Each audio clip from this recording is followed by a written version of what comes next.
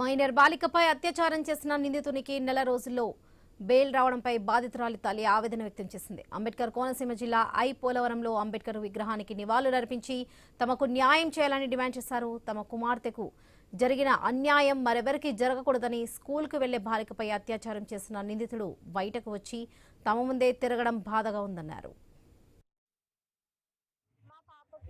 లైంగికంగా రాయపిరెడ్డి బాబీ అనే అతను చాక్లెట్లు బిస్కెట్లు ఇచ్చి లైంగికంగా బాధ పెట్టారండి. మా పాపకి జరిగిన అన్యాయం ఇంకెవరికి జరగకూడదని నేను ఎదురుకొచ్చానండి. ప్రభుత్వం ఇలాంటి వాళ్ళకి శిక్ష బయటికి వదలడానికి మీరు ఎలా అంగీకరించారో నాకు తెలియట్లేదండి.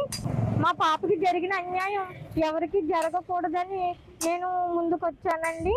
నేను పడుతున్న బాధ ఏ తల్లి పడకూడదని నేను కోరుకుంటున్నానండి. ఇటువంటి వాళ్ళని ఇలాగా వదిలేస్తే ఈ ప్రభుత్వం ఏమి న్యాయం చేస్తుందో కూడా నాకు అర్థం కావట్లేదండి. ప్రభుత్వం ఉన్న వాళ్ళకి ఒక